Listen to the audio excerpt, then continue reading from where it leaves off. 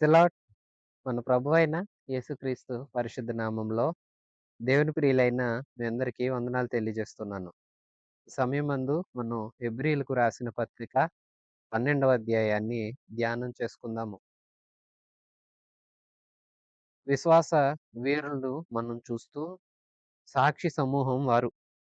వారు మనకు వారి జీవిత పాఠాలు విశ్వాసంలో నడవమని వారి జీవితం ద్వారా నేర్పించారు. ఇప్పుడు వారిని చూడండి.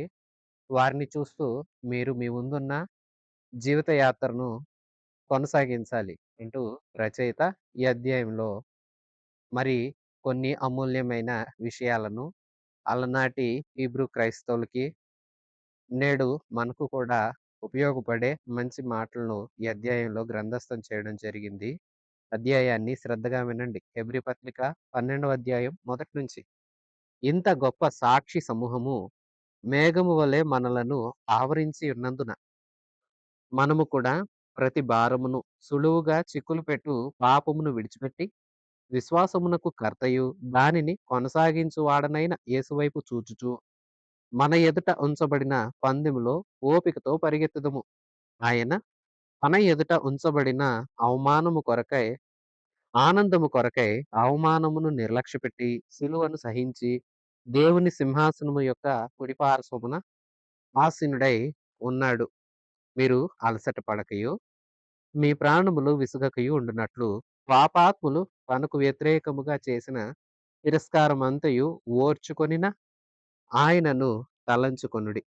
మీరు పాపముతో పోరాడుటలో రక్తం కారినంతగా ఇకను దాన్ని ఎదిరింపలేదు. ప్రియ విశ్వాసులారా చూడండి, పౌలు గారు ఎందరో భక్తుల్ని 11వ అధ్యాయంలో మన కళ్ళ ఎదుట ఉంచారు. హేబెలు మొదలుకొని ఒక్కొక్కరిని రాజుల్ని, ప్రవక్తల్ని అందరిని భక్తులైన వారిని ఎందరినో చూపించి వారి జీవిత యాత్రలో ఎలాంటి తీర్మానాలు ప్రభువులో చేసుకున్నారు, వారి విశ్వాసం వారిలో ఎలా పనిచేసింది, వారు విశ్వాసంతో ఎలాగూ దేవునికి ఇష్టలయ్యారు, విశ్వాసంతో తమ యాత్రను ఎలాగూ కొనసాగించారో అనేక భక్తుల్ని చెప్పి ఇంకా చెప్పవలసిన వారు అనేకులున్నారు. వారిని గురించి చెప్పవల్లపడదు. వీరు నానా రకములైన శ్రమలను అనుభవించిన, ఎన్నో పరిస్థితుల గుండా సాగవలసి వచ్చిన, దరిద్రతను అనుభవించవలసి వచ్చిన పరిస్థితి ఏదైనా ప్రభువు వైపే చూశారు. ప్రభువులోనే సాగారు. వారి ముందున్నది వారు పూర్తి చేశారు. దేవుడు ఏర్పాటు చేసిన వాగ్దాన ఫలం పొందగోరి వారు వాగ్దానాలకు పాత్రులైనప్పటికీ దేవునికి నమస్కరించి దూరం నుండే ఆ వాగ్దాన ఫలంను అనుభవిస్తామనే నిరీక్షణతో ముందుకు సాగి వారి జీవితాలు ముగించారు. ముగించిన ఎంత గొప్ప సాక్షుల సమూహం మేఘం వలె మనల్ని ఆవరించి ఉన్నది. ప్రియ విశ్వాసులారా, ఈ పెద్దలైన వారందరూ సాక్ష్యమును పొందారు. విశ్వాసం చేత వారు సాక్షులుగా తీర్చబడ్డారు. ఇప్పుడు వీరందరూ మనకు సాక్షులు. మేఘంలాగా మనకు కళ్ళకు మేఘాలు ఆకాశంలో ఎలా కనిపిస్తున్నాయో, అవి ఎలాగైతే కదిలించబడుతూ ఉంటాయో, వీరిని కూడా ఒక మేఘంలాగా వీరి సాక్ష్యం అంటే వీరి జీవిత పాఠాలు మన చుట్టూ ఉన్నాయి. మన చెవులకు నిత్యం వినబడుతున్నాయి. బైబిల్ గ్రంథం ధ్యానం చేసినప్పుడల్లా మనం ఈ భక్తుల్ని వాక్యోపదేశాలు వినేటప్పుడల్లా ఈ భక్తులలో ఎవరిదో ఒక చరిత్ర మనకు పరిశుద్ధాత్మ దేవుడు జ్ఞాపకం చేస్తూనే ఉంటారు సేవకుల ద్వారా. వీరు సాక్షి సమూహం సాక్ష్యం చెప్తున్నారు. ఎవరికి సాక్ష్యం చెప్తున్నారు? దేవుని గురించి. దేవుణ్ణి వారు అనుసరించారు. మనం కూడా అనుసరించాలని మనకు చూపిస్తున్నారు. దేవుణ్ణే అనుసరించాలి, లోకాన్ని కాదు. దేవుణ్ణి అనుసరించిన ఈ సాక్షులు ఒక సమూహంలాగా ఉన్నారు. మనల్ని ఆవరించి ఉన్నారు. ఇప్పుడు సాక్షుల్ని చూసాం కదా! సరే, వాళ్ళలాగా నడుద్దామా అంటే వాళ్ళలాగా నడవండి. వాళ్ళు జీవించారు, మీరు జీవించాలి. అయితే సాక్షుల్ని జ్ఞాపకంలో పెట్టుకోనండి అని మీ గురి యేసే అని చెప్తున్నాడు. రెండవ వచనం చూస్తే మనం కూడా ప్రతి భారం సులువుగా చిక్కుపెట్టు ప్రతి పాపాన్ని విడిచిపెట్టాలి. విశ్వాసానికి కర్త దాన్ని కొనసాగించేవాడైన యేసు వైపు చూడాలి. యేసునే చూడండి. సాక్ష్య సమూహం యేసు దగ్గరికి మిమ్మల్ని ఇంకా దగ్గరికి తీసుకెళ్ళడానికి యేసు మార్గంలో యేసుతో కూడా కలిసి నడవటానికి ఈ సాక్షుల సమూహం, ఈ మేఘం వంటి సాక్షి సమూహం మీకు దోహదపడతారు. మనకు సహాయం చేస్తారు. అబ్రాహామును చూడండి. అబ్రాహాం పాఠం చెప్తాడు. "నా కుమారులారా నేను ప్రభువునందు విశ్వసించినట్లే మీరు విశ్వసించండి" అంటాడు. హేబెలును అడగండి. హేబెలు కూడా చెప్తాడు. "నేను యేసుని అలనాడే విశ్వసించాను. ఆయనకు శ్రేష్టమైన బలి ఆయనకు నచ్చేది నేను అర్పించాను." విశ్వాసులారా, యేసుని చూచి యేసు ఇష్టపడేదాన్ని చక్కగా అర్పించాడు హేబెలు. ఎలాగ చేశాడు? విశ్వాసంతో చేశాడు. మరి కయీను చేయాలి గనక అన్నట్లుగా ఏదో ఒక అర్పణ ఇవ్వాలన్నట్లుగా తీసుకొనొచ్చాడు. మనసును చూసిన దేవుడు, విశ్వాసాన్ని చూసిన దేవుడు హేబెలును, అతని అర్పణను లక్ష్యపెట్టెను. కయీనును, అతని అర్పణను తిరస్కరించాడు దేవుడు. హేబెలు నేర్పే పాఠం అదే. మరి నోవహు దగ్గరికి రండి. నోవహు అంటాడు, నేను ఆనాడే దేవుడు జలప్రళయం వస్తుందన్నాడు. కాబట్టి ఓడ చేసుకోమన్నాడు. నేను జలప్రళయం వస్తుంది అని నమ్మాను. ఓడ చేసుకోమన్న మాట విన్నాను. సరే నేను నమ్మి విన్నది వెంటనే జరగల. సంవత్సరాలు పట్టినా నేను ఓర్పు వహించి నేను చేశానంటాడు. నోహనడిగినా అదే సాక్ష్యం చెప్తాడు. ఎందుకంటే నేను విశ్వసించాను. హనోకునడగండి. హనోకు మీరు దేవునితో ఎలా నడిచారు? నాకు దేవుని మీద విశ్వాసం ఉంది. ఆయన గొప్ప దేవుడు. ఆయన ఇస్తానన్న రాజ్యం ఉన్నతమైంది. ఆ రాజ్యం కోసం నిరీక్షిస్తే ఆయనతో నడిచాను. ఆయన నన్ను తన రాజ్యానికి తీసుకెళ్ళాడు. మీరు రండి యేసుని విశ్వసించండి అంటాడు హనోకు. మోషేని అడుగుతారా?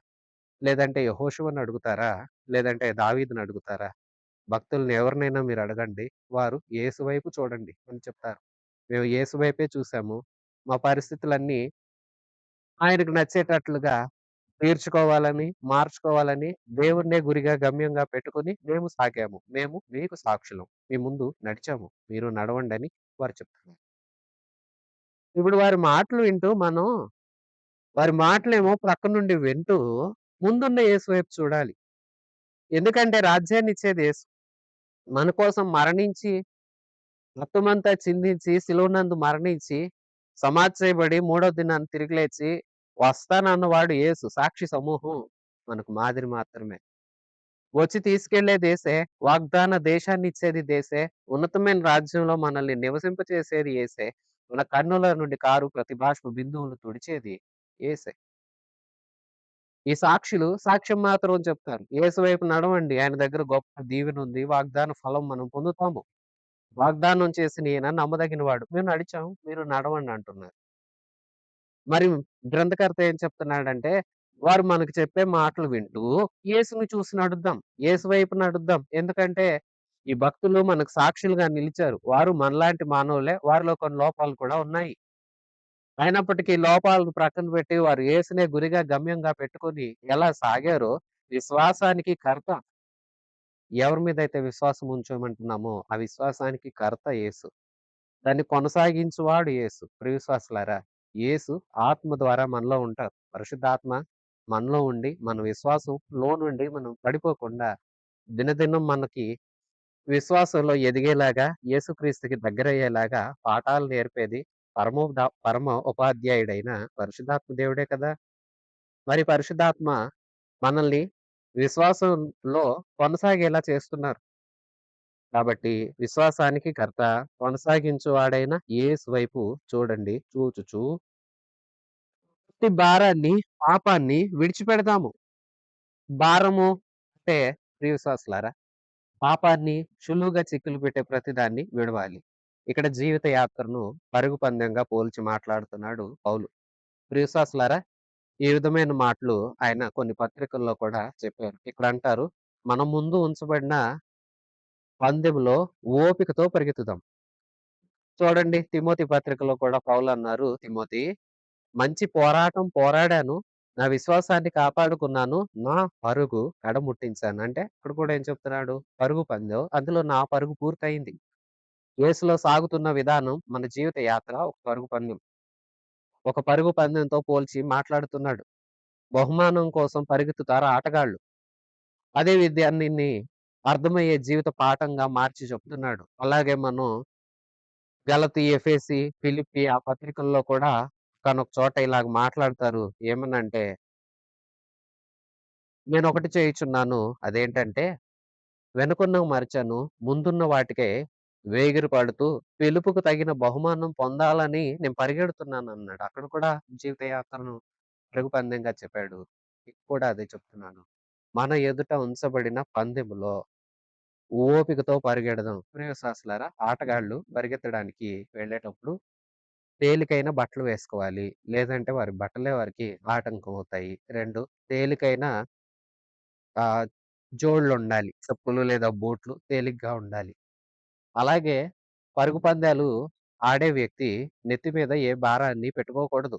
బరువైన రాళ్ళ మూటనో, లేదంటే చేతిలో బరువైన సంచి నిండా ఏమైనా సామాగ్రి ఉంటే పరుగు చక్కగా పరిగెట్టగలుగుతాడా? ఆగిపోతాడు. అందుకే యేసులో ఉన్న నీవు యేసు వైపు సాగాలి. ఇదొక పరుగు పందెం. నీవు ఓపికతో పరిగెత్తాలి. అలసిపోకూడదు. అయితే విను, నీ మీద ఏ భారం ఉండొద్దు.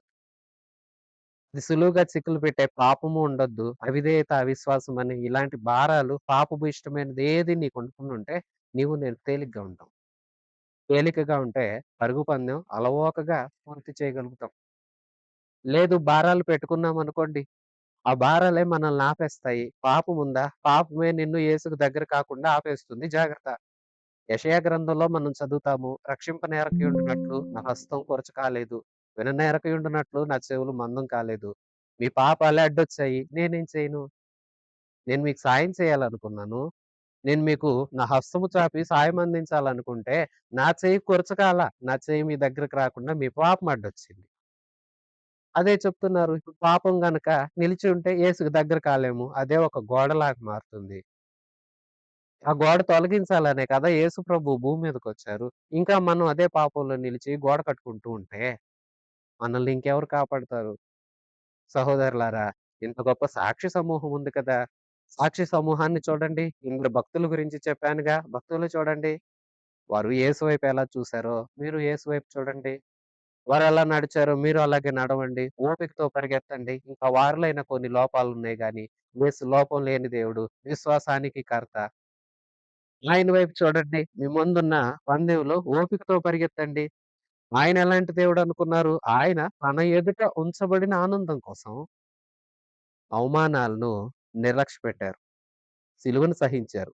దేవుని కుడి పార్శ్వన ఆసీనుడయ్యాడు. యేసుని చూడండి. ఆనందమయమైన లోకంలో నిన్ను నన్ను ఉంచగోరాడు. యుగయుగాల ఆనందాన్ని చూసి తన ముందున్న శిలువ శ్రమ చాలా స్వల్పమైనదని నిర్లక్ష్యం చేశారు. నిర్లక్ష్యం అంటే శ్రమను విడిచిపెట్టడం గాదు. ఇది ఎంత అన్నట్లుగా దాన్ని చాలా తేలికగా పాటించినట్లుగా ఆయనెంత శ్రమపడ్డా మన కోసం అది తేలికగా చేశాడు. ఎందుకంటే ఇష్టంతో చేశాడు. విశ్వాసులారా, ఇష్టం ఉంటే ఎంత కష్టమైనా ఓపికగా చేస్తాం గదా! అదే కష్టం మనకు మనసుకు నచ్చనిదైతే అదెంత తేలికైన పనైనా విసుగుంటుంది కదా! అందుకే ఇష్టంగా చేయండి. యేసు కూడా ఇష్టంగా ఆ కష్టాల్ని, నష్టాల్ని అన్నింటిని ప్రక్కన పెట్టేసి ఆనందం కోసం ముందుకు సాగాడు. తన ముందు ఉన్న ఆనందం పొందుకోవాలంటే తనేది చేయాలది విసుగక చేశాడు. అందుకే తర్వాత వచనంలో అంటున్నారు, "మీరు అలసట పడొద్దు. మీ ప్రాణాలు విసుగకుండా ఉండునట్లు పాపాత్ములందరూ తనకు వ్యతిరేకంగా చేసిన తీర్మానాన్ని ఆయనేం చేశాడు? అంతా ఓర్చుకున్నాడు." ఆయన్నినే మీరు తలంచండి.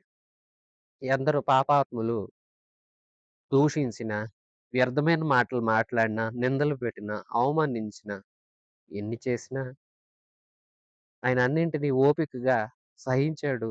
ఎందుకో తెలుసా? ఇది నేను చేస్తేనే నా బిడ్డలు నా తండ్రితో కూడా ఉండగలుగుతారు. మేమందరం ఆ రాజ్యంలో ఆనందించగలుగుతాం. ఇది నేను చేయకపోతే ఈ బిడ్డలకి ఆ రాజ్యం ఉండదు. నా తండ్రితో వీరికి సమాధానం ఉండదని మనల్ని మనసునుంచుకున్నాడు గనుకనే తన ముందున్న పరిస్థితులన్నింటిని ఓపికగా సహించాడు. మీరు కూడా ఆయన్ని తలంచండి. యేసు కన్నా కష్టపడ్డారా? అదే అంటున్నాడు చూడండి 4 వచనంలో. మీరు పాపంతో పోరాడే విషయంలో రక్తం కారే అంత శ్రమ ఏం పొందలేదు కదా! అయితే ఈ హీబ్రూ క్రైస్తవులు త్వరలోనే పొందబోతున్నారు. ఎందుకంటే క్రీస్తు శకం 70వ సంవత్సరంలో యెరూషలేం ప్రాంతాన్నంతటిని సమూలంగా నాశనం చేసి, దేవాలయాన్ని కూడా పడగొట్టి, యూదులందరికి విపరీతమైన శ్రమలొస్తే వారు శ్రమలు తాళలేక కొందరైతే చనిపోయారు. కొందరైతే ప్రాణాలను కాపాడుకోవడానికి దేశ విదేశాలకు చెదరిపోయారు. ఆయా దేశాలకు వెళ్లి అక్కడ స్థిరపడ్డారు. చాలామంది మరలా తిరిగి రావడానికి ఈ ఇస్రాయేల్ దేశానికి 1948 సంవత్సరంలో స్వాతంత్రం వచ్చింది. అప్పటిదాకా వారు ఏదో ప్రాంతంలో ఉన్నారు. స్వాతంత్రం వచ్చిన నాటి నుంచి నేటికి క్రమేణా, క్రమేణా యూదులు తమ స్వదేశానికి వెళతా ఉన్నట్లుగా సమాచారాలు నేటి ఆధునిక పండితులు తెలియచేస్తూ ఉన్నారు. ఎన్నో శ్రమల మధ్య వారు సాగవలసి వచ్చింది. ఇదిగో ఇంకా రక్తం కారేంత శ్రమేమీ రాలేదు. ఒకవేళొచ్చినా సహించాలి. యేసుక్రీస్తు భరించాడు కదా! ఆయన్ని తలంచండి. ఇప్పటి వరకు రాలా. వస్తదేమో, వచ్చే అవకాశం ఉంది. అయితే యేసుని చూడండి. అంతా మీకు తక్కువే అనిపిస్తుంది. యేసు ఏ తప్పు చేయకపోయినా ఎంత భరించి, ఎంత సహించాడో జ్ఞాపకం చేసుకోనండి. ప్రియ విశ్వాసులారా 5వ వచనం నుంచి. మరియు నా కుమారుడా, ప్రభువు చేయు శిక్షను తృణీకరించకుము. ఆయన నిన్ను గద్దించినప్పుడు విసుగకుము. ప్రభువు తాను ప్రేమించు వారిని శిక్షించి, తాను స్వీకరించు ప్రతి కుమారుని దండించును అని కుమారులతో సంభాషించినట్లు మీతో సంభాషించు ఆయన హెచ్చరికను మరచితిరి. శిక్షాఫలము పొందుటకై మీరు సహించుచున్నారు. దేవుడు కుమారులుగా మిమ్ములు చూచుచున్నాడు. తండ్రి శిక్షింపని కుమారుడు ఎవరు? కుమారులైన వారందరూ శిక్షలో పాలు పొందుచున్నారు. మీరు పొందని ఎడల దుర్బీజులే గాని కుమారులు కారు. మరియు శరీర సంబంధమైన తండ్రులు మనకు శిక్షకులై ఉండిరి. వారు వారి యందు భయభక్తులు కలిగి ఉంటిమి. అట్లయితే ఆత్మలకు తండ్రి అయిన వానికి మరి ఎక్కువగా లోబడి బ్రతకవలెను గదా! వారు కొన్ని దినముల మట్టుకు తమకిష్టం వచ్చినట్లు మనల్ని శిక్షించిరి గాని మనము పరిశుద్ధతలో పాలు పొందవలెనని మన మేలు కొరకే ఆయన శిక్షించుచున్నాడు. మరియు ప్రస్తుతమందు సమస్త శిక్షయు దుఃఖకరముగా ఉండును కనబడునే గాని సంతోషకరముగా కనబడదు. అయినను దాని యందు అభ్యాసం కలిగిన వారికి అది నీతియను సమాధానకరమైన ఫలమిచ్చును. కాబట్టి వడలిన చేతులను, సడలిన మోకాళ్లను బలపరచుడి. ప్రియ విశ్వాసులారా చూడండి. ఇంకా చెప్తూ మీరేమి అంత కష్టం భరించలేదు కదా! అయితే కొన్ని శ్రమలొస్తున్నాయా? అయితే అవి మీ క్రమశిక్షణ కోసం. కొంత మనల్ని క్రమశిక్షణలో పెట్టడానికి. ప్రియ విశ్వాసులారా శ్రమలకు కొన్ని కారణాలున్నాయి. మనిషి అనుభవించే శ్రమకు. ఒకటి ఇప్పుడు చెప్పినట్లుగా శిక్ష అన్నారు. ఇది శిక్ష అంటే క్రమశిక్షణ అని మనం గుర్తుంచుకోవాలి. క్రమశిక్షణ కోసం మనల్ని సక్రమమైన మార్గంలో పెట్టి, క్రమశిక్షణలో ఉంచి, మనకి ఇంకా గొప్ప ప్రతిఫలాన్ని ఇవ్వటం కోసం కొన్ని శ్రమలొస్తాయి. 2 అవివేకంతో చేసిన తప్పులకు శిక్ష పొందవలసి వస్తుంది. తెలియక, అవివేకంగా, అజ్ఞానంగా ఇంత అంటే ముందు ఊహించకుండా తొందరపాటుతో చేస్తారు. వివేకం లేక. దానివల్ల కొన్ని తప్పులు, కొన్ని శ్రమలొస్తాయి. మూడోది పాపం చేసిన వల్ల పాప ప్రతిఫలం అనుభవించవలసి వస్తుంది. పాపాన్ని ఒప్పుకున్న, ప్రభువు ఒప్పుకున్న పాపాలను క్షమించిన కొన్ని సందర్భాల్లో ప్రతిఫలం అనుభవించక తప్పదు. ఎందుకంటే చేశాం కాబట్టి దాని ప్రతిఫలం వస్తుంది. పాప క్షమాపణ పొందుకుంటాము. దేవుని చేత శుద్ధులుగా ఎంచబడతాము. ఎంచబడి దేవుని రాజ్యంలో చోటు సంపాదించుకుంటాము. అంటే మనం చేసిన తప్పులకి, మనం జరిగించిన క్రియలకి క్రియాఫలం అనేది మాత్రం మనకు తిరిగొస్తుంది. అందుకోసం జాగ్రత్త పడాలి. అలా వచ్చిన శ్రమలవ్వచ్చు. అయితే ఇక్కడ మీరు కొంచెం శ్రమలు రావచ్చు. కష్టాలు ఎదురైనా కంగారు పడకండి. కొన్ని క్రమశిక్షణ కోసం వస్తాయి. కొన్ని ప్రభువు మిమ్మల్ని పరిశోధించదలిచినప్పుడు రావచ్చు. ఇలాంటి పరిస్థితులు గుండా మీరు సాగవలసొస్తుంది. అయితే ఇప్పటి వరకు రక్తం కారేంతగా మీరేం పోరాడలేదు కదా! మీరింకను పాపాన్ని ఎదిరించడం కోసం అంత తీవ్రమైన, కఠినమైన శ్రమను ఏమీ అనుభవించలేదు కదా! సామెతల గ్రంథం 3వ అధ్యాయం 11, 12 వచనాలను ఇక్కడ ప్రయోగిస్తున్నాడు. దేవుడు ఎవరైతే శిక్షిస్తారో వారు ధన్యులు. దేవుడు గద్దింపు నొందిన వారు ధన్యులు. దేవుడు తనకిష్టమైన వారినే దండిస్తాడు. ప్రియ విశ్వాసులారా క్రమశిక్షణలో ఉంచడం కోసమే ఈ క్రమశిక్షణ. దానికి ఇంకా ఉదాహరణగా మాట్లాడుతున్నాడు. మనకు భూలోకమందున్న మనకు తండ్రి ఉన్నారు కదా! ఎవరికైతే కన్న తల్లిదండ్రులు ఉంటారు కదా! తండ్రులు మనల్ని మంచి శిక్షణలో, క్రమశిక్షణలో నేర్పడం కోసం వారు మన బాధ్యతను తీసుకుంటున్నప్పుడు కాస్తంత క్రమశిక్షణ కోసం దండిస్తారు. అయితే వారు దురుద్దేశంతో కాదు, మంచి ఉద్దేశంతోనే మేలు కోరి ఇలాగ చేస్తారు. అలాగే ప్రభువు కూడా మనల్ని క్రమశిక్షణలో ఉంచి మంచి నేర్పడం కోసమే కొన్ని శ్రమల్ని అనుమతిస్తాడు. కానీ మీరు ప్రభువు మిమ్మల్ని ప్రేమిస్తున్నాడని మర్చిపోవద్దు. మీరు కుమారులై అయ్యారు గనక శిక్షలో పాలు పొంది ఉన్నారు. మీకు ఇంకా అలాంటి శిక్షణ, క్రమశిక్షణ మీరొద్దనుకున్నా, మీరు తిరస్కరించినా, మీరు దుర్బీజులవుతారు గానీ, కుమారులు కారు. నిజంగా మీరు కుమారులైతే, దేవుడు మిమ్మల్ని క్రమశిక్షణలో పెట్టడానికి ఇష్టపడతాడు. భూలోకమందున్న మన తండ్రులు కొంతకాలం వరకు తమకిష్టం వచ్చినట్లుగా క్రమశిక్షణను మన మీద అమలు చేశారు. అలాగే వారే అంత చేస్తే, మనం పరిశుద్ధతలో పాలు పొందటం కోసం ఆత్మలకు తండ్రి అయిన మన దేవుడు మనల్ని మరింత క్రమశిక్షణలో ఉంచాలి కదా! మనం పరిశుద్ధతను కాపాడుకోవడానికి మనం క్రమశిక్షణలో ఉండవలసి వస్తుంది. అయితే ఇప్పుడు ప్రస్తుతమందు ఈ క్రమశిక్షణ అంతా దుఃఖంగా అనిపిస్తది. ఎందుకిలాగా? ఎందుకిలా చేస్తున్నారు? దేవుడు ఎందుకిలా నడిపిస్తున్నాడు? అనుకుంటాం గానీ, కానీ దాని యందు అభ్యాసం గలవారికి నీతి అను సమాధానకరమైన ఫలాన్ని అది ఇస్తుంది. కాబట్టి మిమ్మల్ని మీరు బలపరచండి. మిమ్మల్ని మీరు దేవునికి ఇష్టలుగా చేసుకొనండి. 13వ వచనం. మరియు కుంటి కాలు బెణకక బాగుపడు నిమిత్తము మీ పాదములకు మార్గములను సరళం చేసుకొనుండి. అందరితో సమాధానమును, పరిశుద్ధతయు కలిగి ఉండుటకు ప్రయత్నించుడి. పరిశుద్ధత లేకుండా ఎవడును ప్రభువుని చూడడు. ప్రియ విశ్వాసులారా, మరికొన్ని విషయాలు రచయిత మాట్లాడుతున్నారు. ఎందుకంటే పత్రిక ముగింపులోనికి వస్తుంది కాబట్టి, ఇక ఇక్కడి నుంచి జాగ్రత్తగా జీవితానికి అవసరమయ్యేవి, సంఘంలో మనకు అవసరమయ్యేయి, ప్రభువునందు మనం స్థిరులంగా ఉండటం కోసం అనేక విషయాలు తెలియజేస్తారు. ఇప్పటి వరకు సిద్ధాంతపరమైన విషయాలు ఎన్నింటినో వివరించారు.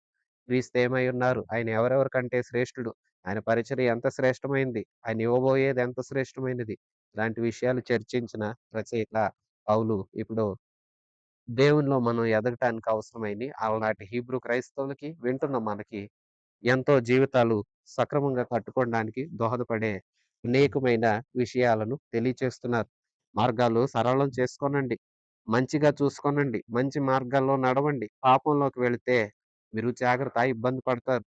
అందుకే మీరు సక్రమంగా సాగటం కోసం మంచిగా ఉండండి. అందరితో సమాధానంగా ఉండండి. పరిశుద్ధత కలిగి ఉండండి. దానికోసం ప్రయత్నం చేయండి. ఒకేసారి రాదు. సమాధానం కోరినంత మాత్రాన అందరూ సమాధానంగా ఉంటారని కాదు. మన ప్రయత్నంలో లోపం ఉండకూడదని గుర్తించండి. ఎప్పుడు ప్రయత్న లోపం ఉండకూడదు. చాలా జాగ్రత్తగా మీరు అభ్యాసం గలవారై ఉండాలి. దానికోసం ప్రయత్నం చేయాలి. సాధ్యమైనంత వరకు సమాధానాన్నే మన నుండి వచ్చేలాగా చూడాలి. అంటే నెమ్మదిగా ఉండాలి. ఎదుటివారికి మంచిగా ప్రతిఫలం ఇవ్వాలి. ఎవరితో గొడవలు పెట్టుకోకుండా, గొడవ పడి పగలతో ఇలాంటి మనస్తత్వంతో ఉండకూడదు. సాధ్యమైనంత వరకు అందరితో మర్యాదగా నడవాలి. ప్రయత్నం చేయండి. పరిశుద్ధతలో ఎప్పుడూ ఉండాలి. పరిశుద్ధత లేనివాడు ఎవడు ప్రభువుని చూడడు. పరిశుద్ధత ఉందా? కాపాడుకుంటున్నారా? పరిశుద్ధులుగా ఉండటానికే ప్రభు పిలిచాడు కదా! అన్ని పోగొట్టుకోవద్దు. మాలిన్యం అంటనీయొద్దు. జాగ్రత్త. 15 వచనం. మీలో ఎవడైనా దేవుని కృపను పొందకుండా తప్పిపోవునేమో అనియు, చేదైన వేరు ఏదైనను మొలచి కలవరపరచుట వలన అనేకులు అపవిత్రులైపోతారేమో అని, ఒక పూట కూటి కొరకు తన జ్యేష్ఠత్వపు హక్కును అమ్మివేసిన ఏశావు వంటి భ్రష్టుడైన వ్యభిచారి అయిన ఉండునేమో అని జాగ్రత్తగా చూసుకోనండి.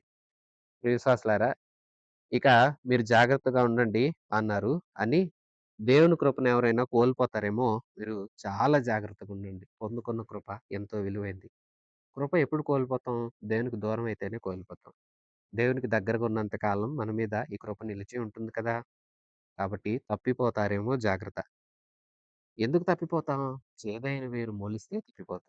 ఏంటి చేదైన వేరు? చెడ్డ ఆలోచనలు, క్రీస్తుకు నచ్చనివి, పాడు చేసేవి. ఏదైనా మీలోకి మొలకెత్తితే అది మిమ్మల్ని కలవరపరుస్తుంది. ఆ కలవరంలో మీరు తప్పటడుగేస్తారు. తప్పటడుగేస్తే కృప కోల్పోతారు. అపవిత్రులైపోతారు. జాగ్రత్త. మీరు చూడండి, ఒక పూట కూటి కోసం జ్యేష్ఠత్వాన్ని హక్కును అమ్ముకున్నాడు ఏశావు. ఏశావుకి దేవుడు జ్యేష్ఠత్వపు హక్కునిచ్చి జ్యేష్ఠునిగా నిలబెడితే, అతడు లౌకికపరమైన వాటి మీదే తన మనసుని ఎప్పుడూ నిలిపాడు. లోక సంబంధమైన వాటిని తిన్నామా, చక్కగా ఉన్నామా, ఈనాటికి గడిచిందా అన్నట్లు అలాంటి స్వభావంతో ఉన్నాడు. కానీ యాకోబుకి ఎంతో ఆసక్తి. జ్యేష్ఠత్వం కావాలి. దేవుని కృప కావాలి. జ్యేష్ఠత్వం, జ్యేష్ఠత్వం అనుకున్నాడు. చాలా ప్రయత్నాలు చేశాడు. సరే, ఇక్కడ అలాంటి భ్రష్టుడు, వ్యభిచారి ఎందుకన్నారు ప్రియ విశ్వాసులారా? చూడండి. ఆధ్యాత్మికంగా దేవునికి దూరంగా ఉన్నట్లుగా ఏశావు కనిపిస్తాడు. ఏశావు ప్రార్థనాపరుడుగా ఉండి దేవుణ్ణి ప్రార్థించినట్లుగా ఇలాంటి సందర్భాలు ఆయన జీవితంలో చూడం. ఒక చోట మాత్రమే ఇలాగ పలుకుతాడు. ఏమంటే, నాకు కావలసినంత దేవుడు ఇచ్చాడు అన్న తృప్తికరమైన మాటను పలుకుతాడు గానీ, మిగతా జీవన విధానంలో ఆయన ఎలా ఉన్నాడు? ఆయన గురించి ఎక్కువ వివరాలు బైబిల్ గ్రంథంలో ఉండవు. అయితే ఇక్కడ పౌలు గారు దేవుడిచ్చిన హక్కులు వదులుకోవడం, దేవునికి దూరమైపోవడాన్ని భ్రష్టత్వమని, అలాగే ఆధ్యాత్మిక వ్యభిచారమని పేర్కొంటున్నారు. నిజమే, దేవుడు ఒక స్థితినందుంచాడు. స్థితి ఎరగక పోగొట్టుకున్నావనుకో భ్రష్టులే అంటారు. ఏంటండి భ్రష్టుడిలా తయారయ్యాడు. అతనికి ఎంత ఉన్నతమైన మంచి జీవితం ఉంటే చేజేతులారా పాడు చేసుకున్నాడు అంటారు గదా! ఇట్లాగా మరో మాట చెప్పనా? ఏశావు వంక పెట్టుకొని వాళ్ళకి బుద్ధి చెప్పడానికి ఏశావును తిడుతున్నాడు. కొన్ని సందర్భాల్లో మనం కూడా ఎవరికైనా ఏదన్నా గట్టిగా చెప్పాలనుకున్నప్పుడు పక్కన వారిని చూపించి, వారిని కఠినంగా ఏదన్నా మందలించినట్లుగా కొన్నిసార్లు ఎదుటోళ్ళకి అర్థమయ్యేలా చెప్తాం గదా! ఇది కూడా ఒకింత అంతే. ఒకింత అలా కూడా మాట్లాడుతున్నాడు రచయిత. ప్రియ విశ్వాసులారా, అయితే ఒకటి గమనించండి. దేవునికి దూరం అవ్వద్దు. అది నేర్పాలనుకుంటున్నాడు పౌలు. యేసేవును మాదిరిగా చూపిస్తున్నాడు. జ్యేష్ఠత్వపు హక్కు విలువైంది కదా! తెలుసుకోలేక కూర కోసం, కాస్తంత పట్టెడు అన్నం కోసం దాన్నే వదిలేసుకున్నాడు. మీరు కూడా లోక సంబంధమైన వాటిల కోసం దేవుణ్ణి వదులుకుంటారేమో జాగ్రత్త. అదే రచయిత చెప్పాలనుకున్న ఉద్దేశం. తెలీక ఈవేళ తింటే కదా! బ్రతికితేనే గదా! అన్న అనే హోదా ఉంటుంది. నేను చచ్చిపోతే అన్నేంటి, తమ్ముడేంటి? సరే, నా అన్నయ్య అనే హోదాని నీకిచ్చేస్తా. నాకు నీవు వండుతున్న వంట పెట్టు అన్నాడు ఏశావు. తర్వాత వచనం 17వ వచనం చూడండి. ఏశావు ఆ తర్వాత ఆశీర్వాదం పొందగోరి కన్నీళ్లు విడుచుచు దాని కోసరము శ్రద్ధతో వెదికిన మారు మనస్సు పొందే అవకాశం దొరకక విసర్జించబడెనని మీకు తెలుసు కదా! పౌలు గారు అంటున్నారు. ఏశావు ఆ తర్వాత నాన్న ఒక్క దీవెనైనా లేదా అన్నాడు ఇస్సాకు దగ్గరికి వెళ్లి. ఇస్సాకు అన్నాడు, కుమారుడా ఏది లేదు. అయితే ఏశావు కోరిందేంటి? ఏదో అయ్యో నా హక్కు కోల్పోయా అని బాధతో కాదు. తండ్రి దగ్గర నుండి ఏదైనా దీవెన వస్తుందేమో అని కాస్త బాధపడ్డాడు. వాస్తవానికి ఏమీ దొరకలేదు. ప్రియవిశ్వాసులారా ఆలోచించండి. పోగొట్టుకున్నాక ఇది దొరకదు. యేసు ప్రభు కన్యకల ఉపమానం చెప్తూ కూడా అదే అంటారు. సిద్ధపడ్డారు. పెళ్లి కుమారుడొచ్చాడు. వెళ్ళిపోయారు. తలుపు వేయబడింది. వీరు నూనె తెచ్చుకొని అప్పుడు వచ్చి తలుపులు తడుతున్నారు. స్వరం వినిపిస్తుంది. మీరెవరో నేను ఎరుగను. ఏమి? ఎందుకు ఎరగవు? మేము సిద్ధపడ్డాం గదా! మీకిచ్చిన అవకాశాన్ని చేతులారా పోగొట్టుకున్నారు. ఏశావు తనకున్న హక్కుని, అవకాశాన్ని పోగొట్టుకున్నాడు. దేనికోసం? ఒక పూట భోజనం కోసం. అందుకే చెప్తున్నాను, లోక సంబంధమైన దేనికోసమో దేవుణ్ణి పోగొట్టుకుంటారేమో, కృపకు దూరమైపోతారేమో జాగ్రత్త. అలాగని క్రమశిక్షణలో నలిగిపోతున్నామని దేవునికి దూరమైపోతారేమో, క్రమశిక్షణ ఎందుకు? దేవుడు మిమ్మల్ని ప్రేమించాడు గనక. చూసారా? ఈ హీబ్రూ క్రైస్తవులు అమ్మో! ఈ యేసులో కఠినంగా ఉన్నాము అని వెనక్కెళ్ళిపోతారేమో అని, మీరు క్రమశిక్షణలో ఉన్నారు. క్రమశిక్షణ మీ దీవెన కోసమే గాని కీడు కోసం కాదని చెప్పి మీరు జాగ్రత్తగా చూడండి. చేదైనదేది మొలవకండి. చెడ్డ ఆలోచనలు చేయకండి. లోక సంబంధమైన వాటి కోసం అమూల్యమైన కృప పోగొట్టుకోవద్దు. ఏశావు అలాగే చేశాడు. చివరకు బాధపడ్డాడు. అటు హక్కు తిరిగి రాలేదు. దీవెన తిరిగి రాలేదు. మరి మీరు దేవుడిచ్చింది ఆయన ఉన్నతమైన కృపను పోగొట్టుకుంటే ఏమి మిగలదు కదా! క్రమశిక్షణకు భయపడుతున్నారా? అంతకన్నా మహాశ్రమలొస్తే ఈ క్రమశిక్షణే మిమ్మల్ని సక్రమైన మార్గంలో నడిపిస్తది. లోకంలోకి వెళ్ళిపోకుండా ఒకటి క్రమశిక్షణ ఆపుతుంది. 2 జాగ్రత్త పడాలి మనం. ఒకటి మనల్ని దేవుడు క్రమశిక్షణలో పెడుతున్నాడు. 2 ఏశావులాగా ఏమన్నా మనంతట మనమే తెలియక పోగొట్టుకుంటామేమోనని ఈ క్రమశిక్షణ మనకవసరం. ఈ జాగ్రత్త మనకవసరం. మనల్ని మనం పరిశుద్ధపరచుకోవడం ఎంతో అవసరం. ప్రియ విశ్వాసులారా, అందుకే మరలా చెప్తున్నాడు. ఆరంభంలో చెప్పిన మాటలు మరొకసారి జ్ఞాపకం చేసుకొనండి. సులువుగా చిక్కులు పెట్టేవి చాలా ఉంటాయి. వాటిని వదలండి. గురివైపు, యేసు వైపు చూడండి. మీ ముందున్న పందెంలో ఓపికతో, ఓపిక కావాలి పరిగెత్తాలంటే. మరి ఓపికుందా? భారాలు విడిచిపెట్టారా? క్రమశిక్షణను స్వీకరిస్తున్నారా? అలాగే జాగ్రత్త పడుతున్నారా? ఏదైనా పోతదేమో, మీకు కలిగింది పోగొట్టుకుంటారేమో అని జాగ్రత్త పడండి. డబ్బుల కోసం కొందరు జాగ్రత్త పడతారు. వస్తువులు కాపాడుకోవడం కోసం జాగ్రత్త పడతారు. ఇళ్ళను కాపాడుకోవడం కోసం జాగ్రత్తలు పడతారు. ప్రియ విశ్వాసి, ఇవన్నీ ఎంత జాగ్రత్త తీసుకుంటున్నావో, దేవుని నుండి నువ్వు దూరం కాకుండా ఉండటం కోసం కూడా అంతే జాగ్రత్త పడు. 18వ వచనం. కృశించి కొనదగినట్టియు, మండుచున్నదట్టియు, కొండకును, అగ్నికను, కారు మేఘమునకును, గాఢాంధకారమునకును, తుఫానుకును, బూరధ్వనికిని, మాటల ధ్వనికిని మీరు వచ్చి ఉండలేదు. ఒక జంతువైన ఆ కొండను తాకిన ఎడల రాళ్లతో కొట్టబడవలెనని ఆజ్ఞాపించిన మాటకు వారు తాళలేక, ఆ ధ్వని వినినవారు మరి ఏ మాటయు తమతో చెప్పవలదని బతిమాలుకున్నారు. మరియు ఆ దర్శనము ఎంతో భయంకరంగా ఉన్నందున మోషేను మోషే నేను మిక్కిలి భయపడి వణకుచున్నాను అనెను. ఇప్పుడైతే సియోను కొండకును, జీవము గల దేవుని పట్టణమునకును అనగా పరలోకపు యెరూషలేమునకును, వేవేల కొలది దేవదూతల యొద్దకును, పరలోకమందు వ్రాయబడి ఉన్న జ్యేష్ఠుల సంఘమునకును, వారి మహోత్సవమునకును, అందరి న్యాయాధిపతి అయిన దేవుని యొద్దకును, సంపూర్ణ సిద్ధి పొందిన నీతిమంతుల ఆత్మల యొద్దకును, క్రొత్త నిబంధనకు మధ్యవర్తి అయిన యేసునొద్దకును, హేబెలు కంటే మరి శ్రేష్టమగు పలుకు ప్రోక్షణ రక్తమునకును మీరు వచ్చియున్నారు. నీకు బుద్ధి చెప్పు వారిని నిరాకరించకుండునట్లు చూచుకొనుడి. వారు భూమి మీద నుండి బుద్ధి చెప్పిన వానిని నిరాకరించినప్పుడు తప్పించుకొన తప్పించుకొనకపోయిన ఎడల పరలోకము నుండి బుద్ధి చెప్పుచున్న వానిని విసర్జించు మనము తప్పించుకొనక పోవుట మరి నిశ్చయం గదా! అప్పుడాయన శబ్దము భూమిని చలింపచేసెను. గాని ఇప్పుడు నేనింకొకసారి భూమిని మాత్రమే కాక ఆకాశమును కూడా కంపింపజేతును అని మాట ఇచ్చి ఉన్నాడు. ఇంకొకసారి అను మాటకు చలింప చేయబడనిది నిలకడగా ఉండు నిమిత్తం అని సృష్టించబడి ఉన్నట్లు చలింప చేయబడనిది బొత్తిగా తీసివేయబడునని అర్థమిచ్చుచున్నది గదా! అందువలన మనము నిశ్చలమైన రాజ్యము పొంది దైవ కృప కలిగి ఉందుము. ఆ కృప కలిగి వినయ భయభక్తులతో దేవునికి ప్రీతికరమైన సేవ చేద్దాము. ఏలయనగా మన దేవుడు దహించు అగ్ని అయి ఉన్నాడు. ప్రియ విశ్వాసులారా, ఇప్పటి వరకు కొన్ని జాగ్రత్తలు చెప్పిన రచయిత ఇక్కడి నుంచి పాత నిబంధనను మరొకసారి జ్ఞాపకం చేస్తూ ఉన్నాడు. ఏశావును చూడండి, ఏశావులాగా ఎవరు మీకు కలిగిన దాన్ని పోగొట్టుకోకండి అని చెప్పాడు. అలాగే తండ్రి చేసే శిక్షణ మీరెలాగూ భయభక్తులతో స్వీకరించారో, పరలోకపు తండ్రి క్రమశిక్షణలో కూడా మీరు అలాగే ఉండండని చెప్పాడు. ముందున్న పందెంలో ఓపికతో పరిగెత్తండి అని చెప్పాడు. ఇక ఇప్పుడు పాత నిబంధన సన్నివేశాన్ని జ్ఞాపకం చేస్తున్నాడు. నిర్గమకాండం 19, 20 అధ్యాయాలలో ఉన్న సందర్భాన్ని ఇక్కడ జ్ఞాపకం చేస్తున్నాడు. దేవాది దేవుడు ధర్మశాస్త్రం ప్రదానం చేసే సమయం అది. దేవుడు అన్నాడు, మోషే 3 రోజులకి అందరిని పరిశుద్ధపరచు. ఎవరిని వారు పరిశుద్ధపరచుకోవాలి. అపవిత్రత ఏమీ మీలో ఉండకూడదు. బట్టలు కూడా ఉతుకుకోండి. పరిశుద్ధ వస్త్రాలు, ఉదుకుకున్న మంచి వస్త్రాలు మీరు ధరించుకోండి. శ్రద్ధగా ఉండండి. ఇదిగో ఈ కొండ, సీనాయి కొండ. దీని మీదకు నేను వస్తాను. నీవు నా దగ్గరికి వస్తావు. నేను మీతో మాట్లాడతాను అని చెప్పి కొండకు కూడా మేరలు ఏర్పాటు చెయ్యి.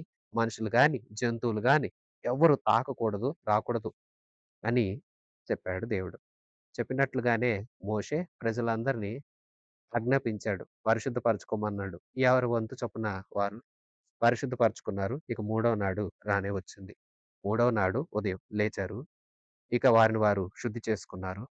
ఆలోపే అదిగోండి ఒక దట్టమైన మేఘం, అలాగే ఉరుముల శబ్దం, బూర శబ్దం, ఎంతో భయంకరమైన దృశ్యం. కొలిమి దోమంలాగా కొండంతా పొగలాగా ఇక సన్నివేశాన్ని వివరించడం కూడా కష్టమే. ఏది కాసేపట్లోనే అంతా మారిపోయింది.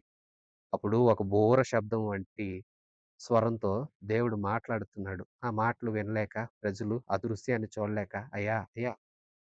మోషే నీవు దేవుడిని అడుగు. దేవుడు నీతో చెప్పింది నువ్వు మాతో చెప్పు. మేము ఆయన స్వరాన్ని వినలేము.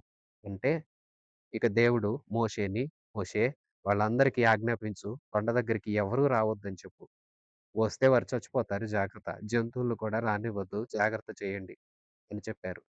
మోషే ఆ మాటలు మరల వాళ్ళకి చెప్పగానే, ఇక మోషే నీవు పైకి రా. కొండ ఎక్కు. నేను నీతో మాట్లాడతానంటే మోషే వెళ్ళాడు. కొండ ఎక్కాడు. అప్పుడు 20 అధ్యాయంలో నిర్గమకాండంలో మనం చూస్తే దశాజ్ఞలుంటాయి. వాటిని దేవుడు వారికిచ్చాడు. జాగ్రత్తగా ఉండమని చెప్పాడు. ప్రియవిశ్వాసులారా ఎంతో భయంకరమైన దృశ్యం. ఆ దృశ్యాన్ని వారు చూచి తాళలేకపోయారు. ఆ స్వరాన్నే వారు వినలేకపోయారు. అలాంటిది ఇప్పుడు మనం అలాంటి దాంట్లో లేము. ఇప్పుడు మనం ఉన్నతమైన లోకానికి వెళుతున్నాం. లోకానికి హక్కుదారులమయ్యాం. మన జ్యేష్ఠుల సంఘంతో, మధ్యవర్తి అయిన యేసయ్య దగ్గరికి, పరిశుద్ధ ఆత్మల దగ్గరికి, దేవదూతల దగ్గరికి, ఉన్నతమైన రాజ్యంలోనికి మనం అడుగు పెడుతున్నాం కాబట్టి, ఆనాడు వారు ఆ స్వరాన్ని విని, దానికి లోబడకపోతే ఆనాడు దేవుని స్వరాన్ని విని వారెప్పుడైతే లోబడలేదో, వారికి ఎలాగ మరణ శిక్ష వచ్చిందో, ఈవేళ అంతకంతకు ఉన్నతమైన మహిమలోకానికి కదా మనం వెళుతున్నాం. ఆ మహిమలోకానికి తీసుకువెళ్ళే యేసు మాటలు కూడా మనం వినకపోతే, మనకు అదే శిక్ష వస్తుంది కదా! కాబట్టి జాగ్రత్తగా ఉండండి. మీరు దేవునికి లోబడి ఉండండి.